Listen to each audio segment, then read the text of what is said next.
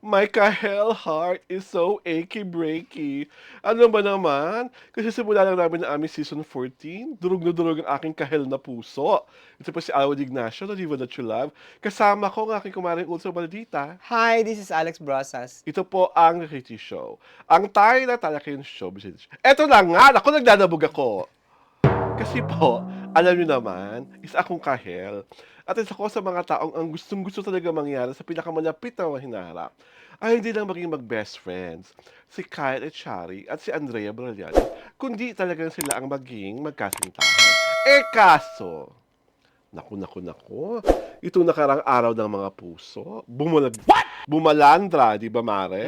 Sa social media na si Blight Brilliantes, ang ating most beautiful face of 2024, si Andrea, may kasamang kadate, Valentine, at meron pang hawak-hawak na pumpon ng mga bulaklak. At Mare, sa iyong pagsasaliksik, sino nga ang kasamang ombre ni Bright? Wow. Yung gwapong si Samuel Colossus Abu J? What? Abu Hije? Ang hirap kasi eh. Abu Hichle. Oo. Samuel Colossus Abu Hichle. Colossus is like Oo. his Tall. basketball name kasi he's like super tall. And then Samuel is like a Filipino-Jordanian basketball player from San Beda University. So, University ba sila o college pa rin? University. University. So, nadurog ang puso ng mga kahel. Ganon? Kasi nga, asang-asa sila na sana si Blight at si Kyle ang magka-date. Mm. Ako naman kasi, ang dating naman sa akin, huwag yun naman kayong eksikin, kapwa ko kahel, na jowa na agad ni Andrea. Baka naman naliligaw pa lang. And getting to know each other stage pa lang silang dalawa. Obviously, baka getting to know each other pa lang. Kaya lang kasi, parang si Andrea kasi, naku, hindi ka na nadala. Basketball player na naman yan. Yes. So, the name Richie Rivero comes out again. Di ba? Parang bakit nyo naman inaano?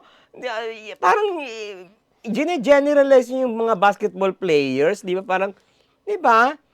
Well, kasi I think, I would like to believe that at 22 years old, and someone who's like a woman of substance and of beauty, karapatan mo talaga ni Andrea to choose and choose and choose until she finds the right one. Diba? Kumbaga sabi nga ng matandang kasiman, there are so many fishes in the sea. So I think at her young age of 22, ganun pa siya. And I also would like to believe na yung best friendship nila ni Kyle ay totoo. Hindi siya put on, hindi siya gawa-gawa ng utos sa kanila ng kanilang mga pamunuan. Makontento na tayo that they are best friends and that whatever is the outcome of this friendship of Andrea and Samuel, only the future can tell. Diba? Pwede naman kasi nag-date lang ng Valentine's. Pwede nga may nagsabi na isang araw lang ng Valentine's, pero araw-araw naman, mahal ni Kyle Echari si Andrea. You can look you can look at the situation that way eh. I don't think parang it appears to be na friendship is all there is between Yun nga. Yung nga best friendship nga Kyle silang and dalawa. and Andrea. Oo. Kasi otherwise hindi siya makapag-date sa iba. Mm. 'Di ba? It makes sense, 'di ba? Na kung talagang they are hindi siya mag-entertain ng ng suitor. Obviously here kung totoo yung lalaking Samuel na yan na nahuling nakipag-date kay Andrea, obviously Andrea is not falling for Kyle. Kyle Echari. Kyle Echari. Pangalawa, baka she is exploring other than Kyle. Sino pa yung iba? Ito yun nga, di ba? Parang, she's still very young, so she has the right to choose all the different fishes kasi in the sea. ang Kahel kasi, parang na-burn na sila eh. Binash talaga eh. Binash. To the point na yung official, yung Andrea Brillantes, parang came up with an official statement. Oo, nag-issue pa ng official statement na let Andrea Enjoy her private life. oo, 'di ba? Parang suportahan natin siya whatever she chooses, whoever she chooses, Oo, 'di ba? Parang oo. And ganon. gano'n naman talaga dapat ang attitude. Kumbaga kahel ako, pero sa akin, if they are meant to be just best friends, we respect that. Mm. Huwag natin ipagpilitan. Huwag natin silang gawing aldab, 'di ba? Na pinagpipilitan ng mga fans na dapat maging sila. Buhay pa ba yung Aldab? 'Di Wala ba yun na. naman, 'di ba? Sila ang pinaka-notorious sa gano'n eh, 'di Oo. ba? And I don't want na ang mga kahel would tread that path. Mm. Diba? Respetuhin natin ang katotohanan na bilang mag-best friends, masaya sila, and they can go out and date other people. Ganun naman talaga eh. At the end of the day, we can only predict things. And at hindi naman natin hawak pareho ang puso ni Andrea at ni Kyle.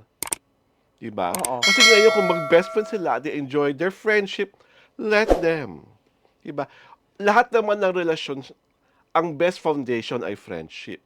Kung sila ay friends ngayon, pwedeng friends sila bukas, pwedeng lovers sila whatsoever. Basta ngayon, respetuhin natin yung pagiging mag-best friend sila. At kung talagang mahal niyo si Andrea, hindi niyo siya ibabash. Dapat inuunawa niyo. Kasi nabasa ko rin yung bashing, nakakaawa si girl. Ako hindi ako naawa sa kanya. Diba? Parang sa akin, wala ba siyang karapatang lumigaya? Yes, meron siyang karapatang lumigaya. Pero sa akin kasi, wali yung parang, you are acting as if you know her that well, and you know her the best.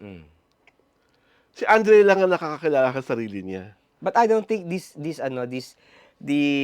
Samuel guy. this Samuel guy will Will last. prosper. Oo, hindi yan Kasi ngayon magla-last. pala, grabe na yung scrutiny. Oo, hindi. Hindi, it's not that. Hindi, I don't think they are meant for each other for a very, very long time. No. Hindi ako naniniwala na Because? at the most, may nagtagal bang boyfriend si Anna? May nagtagal ba? Tell me. Wala pa naman siya naging matagal na boyfriend. Oh. Kasi nga, she's enjoying her life. O kaya nga. Parang Oh. at 22 ba, dapat magseryoso ka sa lalaki? Kaya Parang nga. si Catherine Bernardo lang naman ang gumawa niyan eh. What? Diba? Kasi they started very young. Oh, yun nga. Mm-mm. Diba? Si Catherine Diba? Bernardo lang gumawa niyan. Si Kim Chiu rin.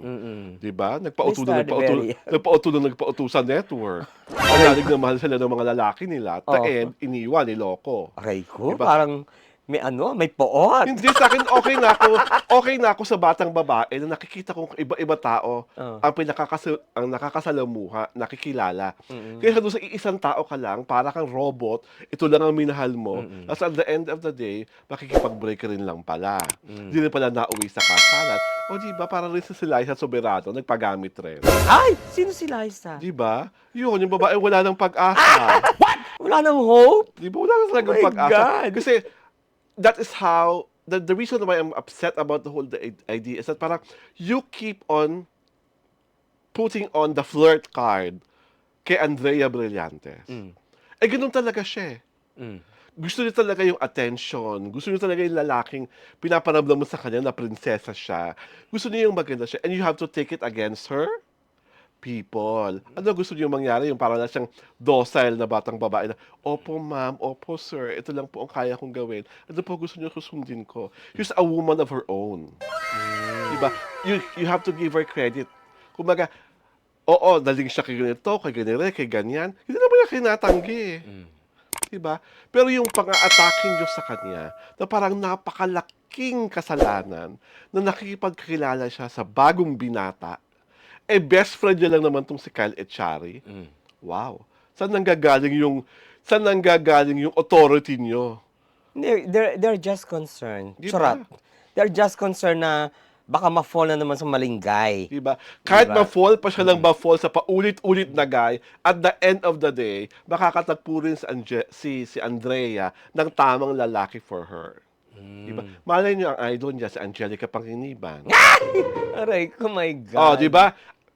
Pagpakatotoo tayo, ang daming nakarelasyon ni Angelica. And she's proud of it. Pero at the end of the day, pinakasalan. Nagkaanak ng magandang batang babae. Oh, who are we? Diba, lately nga, may kinikwento pa si Angelica, nung dalaga siya, nung nakipagtagpuan siya sa AFAM, diba? Aray ko. Na revolution, ang laki-laki ng kung ano man. Oo. Ano na yon? Retro ano na Hindi yon? yun nga, pero ang Throwback point ano? ko is, Wala tayong karapatang husgahan ng kahit na sinong babae, lalo na kung wala naman siyang ginagawang yung bang sobrang napariwara siya. Dahil feeling ko si Andrea yung kind of woman na hindi siya yung mabubuntes ng hindi kinakasal. Mm. She's not being judged daw. She's being interpreted. Charot! Diba? Ano ka ba? Well, yun, sa inyo interpretation sa akin ay judgment ang inyong ginagawa. Sa pagkaganda-ganda at love na love kong si Andrea Brillantes, dahil dyan, inaanyayahan po namin kayo, oy Samuel, makinig ka ha? Inaanyayahan ka namin mag-subscribe sa aming Diaryo Tirada YouTube channel. At syempre pa, lahat ng mga kahel at iba pang mga tao, subaybayan kami sa aming Facebook pahina. Ang The Kitty Show po ay pinapalabas tuwing Sabado at Linggo, alas 4 ng hapon. Sa muli, ito po si Alwin Ignacio, the diva that you love. Kasama ko ang aking kaibigang ultramaldita. Hi, this is Alex Brosas. Ito po ang The Kitty Show, ang tayo na talaking showbiz edition. Maligayang linggi po sa ating lahat. And happy season 14 to all of us!